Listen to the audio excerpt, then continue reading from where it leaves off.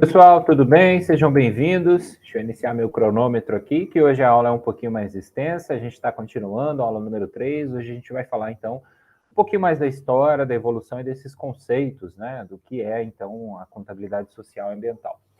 Bom, a gente vai começar lá em 1940, é claro que existe todo um histórico para trás de evolução da humanidade, de discussões, de algo muito mais profundo, mas a gente vai tentar se ater aos principais pontos aqui em virtude do nosso tempo, né? Então essa aula ela é mais para falar um pouco sobre essa evolução histórica, para que vocês tenham um contexto de como nós estamos hoje, de como nós chegamos até esse patamar. Em 1947, a gente tem nos Estados Unidos da América, segundo campus aí o Federal Insecticide, né, Fungicide e Rodenticide.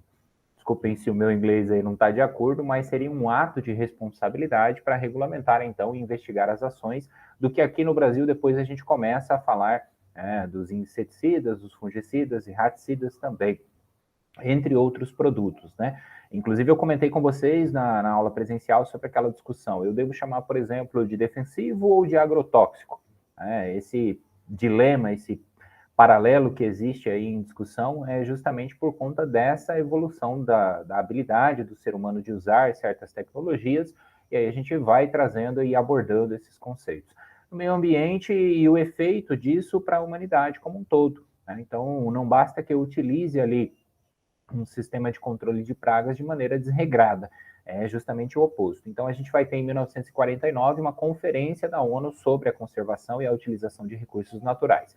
Em 50, a gente vai ter, então, a deterioração ambiental e a relação com o estilo do crescimento econômico como objeto de estudo e preocupação internacional. A gente pode citar como, por exemplo, o Albert Schweitzer, filósofo, teólogo luterano e também intérprete aí, que trouxe o Prêmio Nobel da Paz para a sua região, para os seus colegas, né, ao popularizar o conceito da ética ambiental e pelos seus esforços da ideia ou do conceito da irmandade das nações. Lembre-se que nós estamos falando de uma época pós Segunda Guerra Mundial, né, um momento em que a humanidade precisava reestruturar-se. Ainda na década de 50, a gente vai ter então uma conferência na Academia Francesa de Ciência em Paris, sobre o problema da ética na evolução do pensamento, que dizia, quando o homem aprender, abre aspas, né, a respeitar até o menor ser da criação, seja animal ou vegetal, ninguém precisará ensiná-lo a amar o seu semelhante. Então, é um pensamento para refletirmos, que vale, sem dúvida alguma, até os dias de hoje, né? Então, quando nós percebemos que nós somos parte de um contexto muito maior e que isso faz com que a gente tenha não só direitos, mas também responsabilidades, nós aprendemos, né, que precisamos cuidar de todos nós ao mesmo tempo. E aí, quando eu estou cuidando do meio ambiente, eu não estou falando só do meio ambiente físico, mas eu estou falando de um coletivo, da sociedade como um todo. Ainda em 50, a gente vai ter uma outra iniciativa importante também nos Estados Unidos, em que é criado o Air Pollution Control Act, que seria mais uma regulamentação com a finalidade justamente de investigar os efeitos da poluição na atmosfera e também tentar controlar esses efeitos. Aí, na década seguinte, a gente vai ter, então, uma mudança na atitude do povo americano em relação às suas necessidades de normas ambientais federais, né, que surge, ou seja, é suscitada em parte pela chamada Primavera Silenciosa, de Rachel Carson, né, que é uma bióloga marinha, que foi uma bióloga marinha norte-americana, que trouxe aí uma pressão justamente para que os políticos começassem a agir. Eu trouxe aqui um exemplo do livro, né, para que vocês pudessem conhecê-la e, na medida do possível, aí, se tiverem interesse, deem uma olhada nesse livro, muito bom.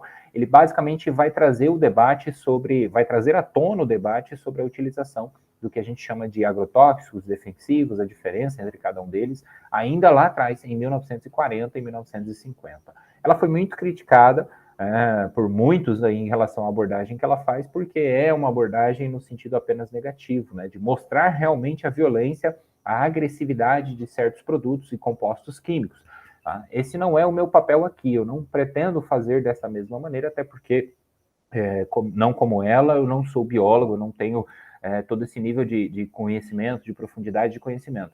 Mas é importante que a gente respeite essas opiniões, né? E veja o outro lado também, inclusive pelo processo de evolução que a gente tem dentro da composição química desses produtos que hoje a gente tem acesso.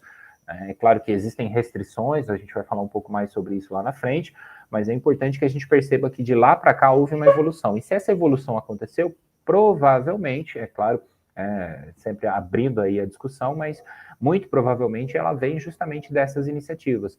Primeiro das críticas, né, da abordagem, de trazer luz ao assunto, e depois, é claro, do aprimoramento daquilo que se busca como humanidade, né? E aí a gente vai ter a publicação do livro em 62 e ele basicamente preside o rito de passagem para esse novo momento. Né? Então a humanidade ela começa a trazer uma discussão muito mais atenta a esses aspectos, né? Para que a agricultura como um todo pudesse se desenvolver no sentido social e econômico também. A Primavera Silenciosa ela vai trazer os efeitos sobre a má utilização dos pesticidas e inseticidas, que seriam os químicos sintéticos, né, alertando aí sobre os efeitos danosos a inúmeras gerações futuras, tá? A autora, ela traz um debate também sobre o custo ambiental, o resultado disso no longo prazo, que é uma perspectiva muito importante para a gente discutir na nossa disciplina. Em 1967, a gente tem, então, um instituto criado para, basicamente, trazer ali, na medida do possível, algumas soluções legais sobre os danos e reparos, né, de danos ambientais. No ano seguinte, a gente vai ter uma publicação de outro livro também muito popular nessa área, que é o Population Bomb, né, que vai trazer basicamente essa relação entre a exploração humana dos recursos naturais, né, e um grande consumo que a gente tem. O efeito, novamente, disso mais para frente. Em 1993, a gente vai ter algumas normas nacionais e outras semelhantes aí de âmbito estatal, que vão se tornar mais próximas daquilo que se precisava, que é a ideia de você não só trazer uma literatura sobre, mas medidas e regras, definir parâmetros, construir esses meios e mecanismos para justamente tentar manter sob controle o que vai vir a ser posteriormente também o que a gente vai chamar aqui na nossa disciplina de auditoria ambiental. Tá? Então a gente tem a evolução aí ao longo dessas décadas de 40, 50 e 60, e lá no finalzinho a gente vai ter então a chamada reunião do Clube de Roma, né, que publica um documento que define então os limites do crescimento, né, The Limits of Growth, ou To Growth, que seria a ideia de trazer simulações matemáticas para projetar o crescimento populacional, a poluição e o esgotamento, ou seja, a extinção desses recursos naturais da Terra. Tratava-se de uma época, né, que felizmente hoje nós já não vivemos mais, que seria a Guerra Fria e também do Vietnã, que tornam aí possível, né, infelizmente a gente acabou retomando essa perspectiva com guerras recentes, com a pandemia, né, que é a ideia da gente ter um problema mundial, né, a ideia onde a humanidade percebe que a sua existência, ela talvez não seja tudo isso que a gente imagina, que a gente precisa entender um pouco mais do meio ambiente, respeitá-lo de maneira mais adequada, né, principalmente se a gente quer continuar como humanidade, como seres presentes nesta Terra. Bom, aí a gente vai ter a evolução ainda, né, que seria em 1969, com o chamado NEPA, o National Environmental Policy Act, né, mais uma instituição, mais uma agência focada aí lá dos Estados Unidos, né, para deixar claro, focada em proteger o meio ambiente. E ela vai promover ali a utilização de processos sistêmicos de avaliação de impactos ambientais, que vão resultar no surgimento de alguns modelos. A gente vai ver os exemplos de alguns deles, que depois acabam se transformando ou culminam em balanços sociais, como nós conhecemos hoje, mas eles originalmente servem para o que a gente vai chamar de ADA, ou Avaliação de Desempenho Ambiental. Em 1970, a gente vai ter, ou na década de 70 como um todo, algumas instituições sendo criadas também, e aí a gente cita o exemplo da EPA aqui, EPA, né, Environmental Protection Agency, que seria o propósito aí de proteger o ambiente, para as futuras gerações também, seguindo e obedecendo algumas leis do Congresso americano. Então a gente vê que existe uma iniciativa, uma evolução histórica lá fora muito forte, né, uma grande evolução, e depois, lá em mais ou menos em 1990, isso é trazido para o Brasil, e a gente já vai chegar lá. Mas basicamente, nesse caso aqui, por volta de 70, né, a gente pode dizer que o grande foco era observar o ar, a água, os resíduos, os pesticidas, a ideia da radiação também, as substâncias tóxicas, em cooperação com os governos locais, estaduais ali, para justamente ter um controle maior, um acesso maior às informações. No ano seguinte, a gente vai ter então o Greenpeace, no Canadá, né, nascendo em 1971, com um programa agressivo para acabar com a destruição ambiental através de protestos civis e interferência pacífica. Em junho de 1971, a gente vai ter um documento que ficou conhecido como Phoenix Report, e ele vai basicamente apresentar aí as estratégias de desenvolvimento com a preservação do meio ambiente, ou seja, aquele conceito que nós chamamos hoje de desenvolvimento sustentável. É mais ou menos se fosse um rascunho, não devo chamar assim, né, mas a primeira publicação que a gente vai ter nesse sentido, entre outras, mas um rascunho que vai dar base para outras publicações futuras. Tá? Esse relatório ele chama a atenção pelo fato de que, enquanto a preocupação com o meio ambiente foca muito no padrão de consumo e na produção de um mundo industrializado, a maioria dos problemas ambientais acaba tendo raiz na pobreza e no subdesenvolvimento. E aí essa é a abordagem. Um outro acontecimento marcante para a questão ambiental é a Conferência sobre o Meio Ambiente Humano, em 1972, lá em Estocolmo, na Suécia, que permanece, então, a oposição entre o meio ambiente e o crescimento econômico, mencionado naquele livro citado anteriormente, que seria Os Limites para o Crescimento. Essa conferência ela conta com representantes de 113 países, então imaginem vocês, né, o tamanho da organização, o tamanho da discussão como um todo e da preocupação. 250 organizações não governamentais e vários organismos da ONU. Né? Para muitos autores, essa, então, é considerada a mais importante conferência sobre o assunto. O ambientalismo acaba sendo dividido entre antes e depois de Estocolmo, em virtude dessa conferência. Os países desenvolvidos defendiam um programa internacional voltado para a conservação dos recursos naturais e genéticos do planeta, dizendo, então, que as medidas preventivas teriam que ser implementadas imediatamente, o que poderia, então, evitar um grande desastre no futuro. Os países em desenvolvimento argumentam, em contrapartida, nessa época, que se encontravam assolados aí pela miséria, com problemas de moradia, saneamento básico, atacados por doenças infecciosas e que precisavam desenvolver-se economicamente. Então, a gente tem essa batalha já de muitos anos atrás. Né?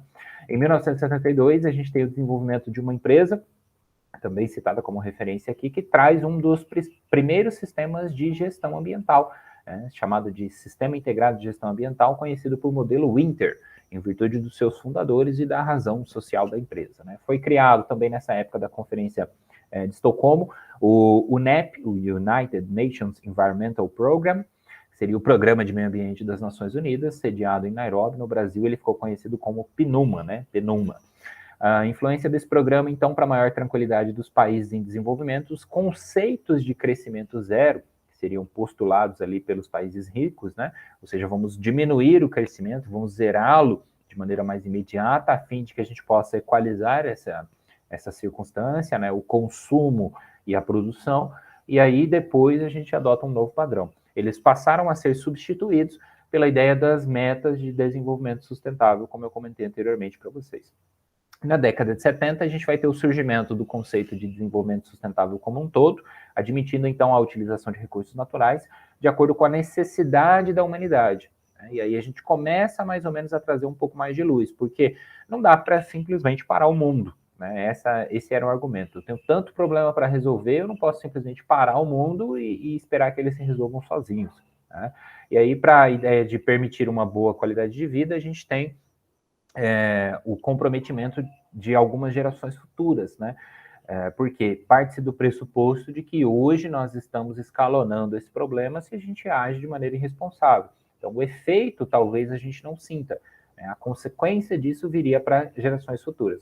Tanto é verdade que hoje, se a gente olha para trás, o efeito que nós sentimos no nosso consumo, nos dias de hoje, né, pelas restrições aplicadas, se dá em virtude do consumo anterior, de gerações anteriores. Né? Então, a ideia era como fazer isso tudo, esse crescimento ou desenvolvimento sustentável, de modo que o desenvolvimento econômico acontecesse, as pessoas melhorassem a sua vida e que isso não comprometesse as gerações futuras. A premissa base, que hoje nos parece tão simples, tão prática, tão dia a dia, né? A gente cresce com essa ideia, mas lá em 1970 isso ainda era uma discussão que para muitos, né, geravam aí acalorados debates. A ecologia profunda é proposta, então, em 1973, olha que década importante, como resposta à visão dominante sobre o uso desses recursos. No Brasil, a gente vai ter o professor José Lutzenberger, que já vai trazer algumas dessas ideias e trazia também, tentava desenvolver aí o movimento ecológico brasileiro com a criação da Associação Gaúcha de Proteção ao Ambiente Natural. A gente vai ter em 73 um outro instituto, criado então lá na Europa, né, como objetivo principal de adotar uma política única para o meio ambiente, para a gestão, né, para a comunidade europeia. Nessa mesma época, os Estados Unidos criam mais uma instituição para preservar as espécies ameaçadas de extinção. também nasce na Índia o movimento típico, se é que eu estou pronunciando corretamente, né, como resposta ao desmatamento e também à degradação ambiental. Ainda em 73, a gente tem no Brasil a criação da Secretaria Especial do Meio Ambiente, a SEMA, né, ligada ao governo federal e hoje conhecida como Ministério do Meio Ambiente, Recursos Hídricos e Amazônia. Tá? Em 1975, a gente vai ter a Unesco promovendo em Belgrado um seminário internacional, ali ficou separadinho, mas é junto, tá, de educação ambiental, que vai criar o Programa Internacional de Educação Ambiental. Com a participação de vários países, o programa ele traz como resultado a chamada Carta de Belgrado, cujo conteúdo resumiu-se em qualidade de vida ligada à felicidade humana, preservação e melhoria das potencialidades humanas e ainda o desenvolvimento do bem-estar social e individual, subordinados a uma ideia de harmonia com o ambiente biofísico e antrópico. A gente vai ter em 1975 também como referência o World Watch Institute, né, que tem como missão tornar pública aí as condições ambientais do planeta através dos seus relatórios periódicos, que vai acompanhando, que vai monitorando, que vai publicando, trazendo, sempre remetendo essa discussão, né? Perdoem o meu inglês aí, que eu acho que eu estou precisando um pouquinho de prática. A Conferência Intergovernamental de Educação Ambiental também acontece em Tbilisi, né? Tbilisi, segundo o nosso português aqui, organizada pela Unesco, com a colaboração da PNUMA, né, que nós já vimos anteriormente a sua criação, em 1977, na Geórgia, constituindo, então, um marco também de referência em relação ao processo de educação no processo de consciência global, ou, enfim, a ideia de que esta não poderia ser apenas uma visão dos gestores políticos, mas que precisaria de um apoio e de uma consciência do próprio ser humano, do próprio cidadão, né, de cada uma das nações. Por isso que a gente vê a ideia de que a educação pode transformar o mundo e que ela se aplica também a esse contexto, ao contexto da preservação do meio ambiente, da qualidade de vida e todos os aspectos que nós estamos discutindo nessa disciplina. Aí a gente tem continuamente um avanço, né, as recomendações e a declaração da conferência vão trazer a educação ambiental como referência para todas as pessoas e todos os níveis, independente, né, e tentando implementar isso no que a gente conhece como ensino formal, né, e não formal também, ou seja, através de meios e práticas e condutas do dia a dia, apoiada pelos meios de comunicação social, com a responsabilidade de colocar os seus recursos a serviço dessa missão educativa. No Brasil, na mesma época, a gente vai ter o Conselho Federal de Educação tornando obrigatório, ainda em 1970, a disciplina de ciências ambientais nos cursos universitários de engenharia. E aí, quando você traz isso como obrigatório, você começa a fazer algumas modificações. A gente vai ter no Quênia, em 1977 também, a criação de uma comunidade cujo objetivo era plantar árvores para auxiliar na luta contra a desertificação, e no mesmo ano acontece a conferência sobre isso das Nações Unidas, né, a desertificação. Em 78, a Alemanha se torna pioneira na rotulagem ambiental, criando o chamado selo Anjo Azul. Os selos verdes tornam-se um poderoso mecanismo de informação ao consumidor e incentivam a oferta de produtos que seriam ambientalmente superiores. A gente vai discutir um pouco mais sobre isso também lá na frente. Aí nessa década, como eu comentei para vocês aqui, o Departamento de Ensino Médio, ou MEC, como nós conhecemos hoje, publicam o documento denominado Ecologia, uma proposta de ensino para o primeiro e segundo grau. Passa a ser exigido lá nos Estados Unidos também a realização dos chamados Estudos de Impacto Ambiental, ou EIA, que a gente vai utilizar como referência e vai ver que, a partir desses estudos, que se evolui, né, juntando vários conceitos. A gente já falou da avaliação de desempenho ambiental, o estudo de impacto ambiental também compõe, posteriormente, o que nós vamos chamar hoje de balanço social. Eles se tornam, então, um pré-requisito à aprovação de empreendimentos potencialmente poluidores. As primeiras avaliações, elas datam do início da década de 70, através dessa aplicação da avaliação do impacto ambiental, né, os primeiros métodos em si. Posteriormente, se percebe que esses primeiros métodos se tornam pouco aplicáveis, porque, às vezes, o custo de realização da avaliação, enfim, ou as informações que poderiam subsidiar são muito poucas, e aí se percebe que eles não são aplicáveis, né? Ou seja, não são tão práticos assim. E existe, então, ao longo dessas décadas futuras, uma evolução da metodologia. Em meados de 70, a gente vai ter as primeiras auditorias ambientais, justamente pela necessidade de um instrumento de controle. Quem é que fiscaliza, quem é que acompanha, quem é que monitora, quem é que diz que está certo ou está errado? Essa é sempre uma responsabilidade muito grande, mas sem os auditores ambientais a gente fica à mercê de qualquer coisa, né? Sem as regras a gente depende do ser humano e da sua boa vontade. E isso, ao longo da história humana, nós já vimos que não pode ser só, não pode haver apenas isso.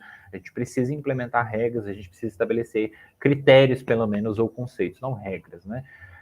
E aí a ideia é que a gente tenha auditoria contábil também voltada para essa área. Tá? Os primeiros métodos, então, só para citar aqui, eles passam por uma evolução até 1976, para justamente relacionar melhor essa causa e efeito dos projetos, das ações que aconteciam e o impacto disso. Né? Eles acabam se adaptando à realidade das próprias entidades.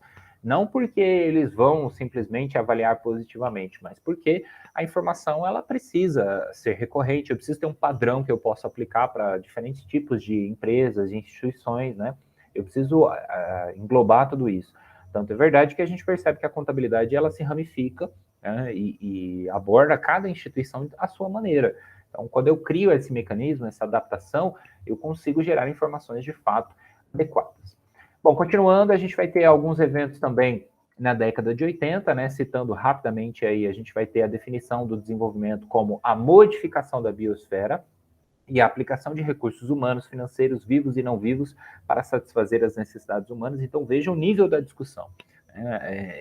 Parece muito semelhante ao que a gente cresceu aprendendo, né? Eu imagino que vocês devam estar pensando. É porque exatamente um pouco antes disso, um pouco antes da gente chegar, da nossa geração aparecer, o pessoal já estava discutindo. E aí lembra que você já está pensando numa discussão onde eu tenho sentado numa mesa um engenheiro, um arquiteto, um advogado, um contador, tudo daquela época, né, o biólogo, enfim, todos os profissionais pensando tudo numa coisa só. E aí, quando eu discuto, por exemplo, como é que eu satisfaço a necessidade humana, sem necessariamente impor determinados limites, eu tenho um debate muito filosófico. Né? Na década de 80, então, a gente vai ter a base conceitual da avaliação de impacto ambiental, né? Os estudos em si, que se transformam posteriormente em relatórios de impacto ao meio ambiente, os chamados RIMA, ou estudos de impacto ambiental, os EIA, né? Nessa época, a gente vai ter muitos países trazendo suas legislações, adaptando elas para uma atividade industrial no tocante à poluição, por exemplo. Também foi formalizada a realização desses estudos, justamente para tentar padronizar, através de audiências públicas, a aprovação de licenciamento ambiental em diferentes níveis de organizações de governo. No Brasil, os EIAs e RIMAs, desculpem, foram implementados pela Lei Federal 6.938 de 81 e também pela Resolução 01 de 1986 do Conselho Nacional do Meio Ambiente, o chamado CONAMA. Em 83, a gente vai ter uma Assembleia Geral da ONU que aprova a criação da Comissão Mundial sobre o Meio Ambiente e Desenvolvimento, na época, então, presidida pela primeira-ministra da Noruega. A gente vai ter no Canadá, na mesma década, o Programa de Atuação Responsável. Então, percebam, imagina, né, todo o globo, todo mundo, aos poucos alguém publica uma coisa lá na Europa, alguém publica uma coisa nos Estados Unidos, o Brasil adapta daqui, publica seus estudos, vai trazendo a discussão, né, num mundo que a gente estava começando a conhecer a internet, então a comunicação ela era, de certa forma, limitada, né? E aí todo mundo tentando buscar a mesma coisa, porque todo mundo chegou a uma conclusão meio que semelhante. Se a gente continuar do jeito que está, naturalmente nós teremos uma dificuldade no futuro. E aí, citando aqui o Programa de Atuação Responsável, a gente vai ter, então, alguns dos pré-requisitos ou bases ali dele, né? O número 1, conscientização da comunidade, um programa de emergência, ou seja, não basta a gente esperar 20 anos tentando educar, a gente precisa tomar atitudes agora, além da educação. O conceito de prevenção da poluição, segurança de processos, a distribuição de produtos, a saúde e a segurança ocupacional e a responsabilidade por aqueles produtos que eram comercializados, né? O Instituto Mundial de Avaliações aí, ele vai publicar o seu relatório, definindo e tentando monitorar o que seriam essas mudanças nos recursos globais e demonstrando como isso se relaciona com a economia mundial. A Câmara Internacional de Comércio estabelece a diretriz ambiental para a indústria, né, em 1986. Isso dá um impulso muito forte na prática de prevenção à poluição, por exemplo, por parte das indústrias.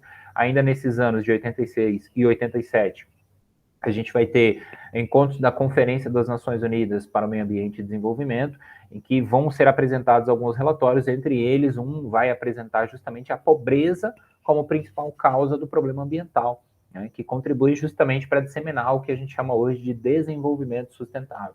Então foi avaliando a si mesma, a humanidade como um todo, a gestão política como um todo, mundial, que eu me refiro, foi percebendo a sua própria realidade que se chegou a essa conclusão de que o desenvolvimento sustentável era o melhor caminho. Aí, ainda em 80, a gente vai ter o ativismo ambiental com grandes grupos ambientais, né? Citados aqui como, por exemplo, Earth First, que seria Terra Primeiro, né, numa tradução meio literal. Começaram a pressionar as empresas tentando influenciar essas políticas, né? A ideia, enfim, os coletivos, como nós já vimos. E eu acredito que vocês já devem, na medida do possível, terem se familiarizado ou visto alguns dos exemplos, né, de manifestos públicos de alguns ativistas, tá? A gente vai citar ainda também alguns tratados, como por exemplo aqui, tratado que vai estabelecer restrições à produção e ao uso do CFC, né, justamente para poder tentar melhorar a forma pela qual se produzia, né, a forma pela qual a gente vai ter o trabalho de produção, por exemplo, da alimentação, de produtos no sentido de mercadorias também, enfim, mecânicas que vão justamente tentar melhorar e dizer, olha, está poluindo X%, dá para reduzir, dá para adotar uma técnica melhor, dá para investir em maquinário, a tecnologia está avançando, esse tipo de alternativa. Então, tudo isso vai abrangendo, vai abrindo, melhor dizendo, caminho para o que depois a gente percebe hoje como realidade, meio que um processo natural. Então, às vezes, hoje a gente tem a percepção de que quando a gente fala dessa parte ambiental, é muita regra, é muita lei, é muita definição, é muito limite, é muito rígido, mas é resultado de toda essa discussão. Concordo que nem sempre a burocracia, ela por si só resolve o problema, mas a gente precisa desse norte, a gente precisa apenas, na minha opinião, rever essas políticas de maneira mais constante, na medida, né, que a humanidade evolui, mas elas representam grandes marcos.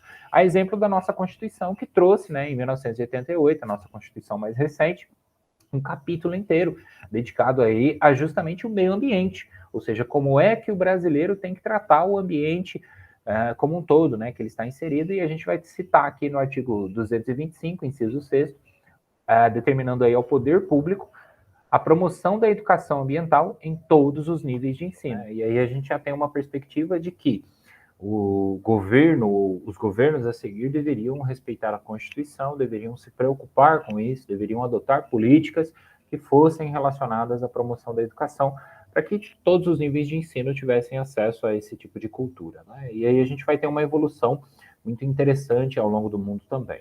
Aqui, citando Campos, ele diz, né, em relação a 1980 e 1988, a Grã-Bretanha dando a sua parcela de contribuição, desenvolvendo um sistema de indexação ambiental, facilitando o acesso a diferentes aspectos ambientais. Campos representa isso como o primeiro banco de dados computacional inglês de indicadores ambientais e que futuramente acaba sendo utilizado como referência para estudo, né, para determinação dos indicadores de desempenho ambiental. Em 1989, a gente tem a terceira Conferência Internacional sobre Educação Ambiental para as Escolas de Segundo Grau, com o tema Tecnologia e Meio Ambiente, lá nos Estados Unidos. Nessa década, cresce muito a pressão da opinião pública e dos órgãos de regulamentação para que as empresas começassem a divulgar, através dos seus relatórios, informações sobre o seu desempenho ambiental. Começa, então, a ser difundida, principalmente ali nos Estados Unidos, no final da década de 80, a chamada ferramenta de avaliação de risco, tanto a avaliação de risco ambiental quanto a avaliação de risco de saúde e segurança. Eles acabam causando uma grande mudança, né, na forma de apresentação dos relatórios. E quando eu falo relatórios aqui, não são só os contábeis, mas todos os outros que as entidades acabam publicando. Os gastos com a proteção ambiental nos anos 80 começam então a ser vistos pelas grandes lideranças aí, não primordialmente como custo, mas como um investimento no futuro e, paradoxalmente, como uma vantagem competitiva, porque geram novos produtos também, tá bom? Então, só para concluir aí o nosso raciocínio, essa aula de continuação sobre a evolução histórica, sobre as perspectivas que a gente tem ao longo da humanidade, né? A forma como é abordado o assunto inicialmente, e todas as discussões são muito relevantes. Então, nas próximas aulas a gente vai continuar abordando algumas coisinhas, mas hoje eu sei que é um pouco mais teórico, é para perceber essa evolução ao longo do tempo, né? E entender que essa dinâmica toda que a gente tem já padronizada e que a gente tenta seguir ou tenta aprimorar nos dias de hoje resulta de toda essa evolução ao longo de muitas décadas. E fora os anos anteriores, aqui é o que a gente tem registro, que é mais claro, que é apresentado normalmente na literatura, na doutrina, de contabilidade ambiental e contabilidade social. Tá? Então, acho que ficou mais ou menos claro aí para vocês terem uma ideia. Eu recomendo muito que vocês deem uma olhada na Constituição Federal de 88, consigam perceber lá o capítulo dedicado, vejam as responsabilidades, como é que esse ensino é adotado, né? Inclusive, essa é uma das razões pela qual a gente tem, por exemplo, essa disciplina aqui. É claro que deriva de outros conceitos, deriva de outras mecânicas, mas vem basicamente daquela ideia lá atrás. Né? Então, hoje, o fato da gente poder ter um tempo reservado para discutir isso aqui é resultado da preocupação, né, que os nossos antecessores, antepassados, aí, as gerações anteriores tiveram com o meio ambiente. Por isso, nós devemos continuar com essa preocupação, devemos continuar com essas atitudes que vão preservar e garantir o futuro da humanidade na medida do possível com esse desenvolvimento sustentável. Chegar até esse desenvolvimento sustentável é que é o desafio, né? E é isso que a gente vai tentar ver. Como avaliar isso, como mensurar, como determinar custos, todo esse processo, juntando com o conhecimento que a gente tem na contabilidade. Então é isso. Obrigado pela atenção. Vejo vocês na nossa próxima aula.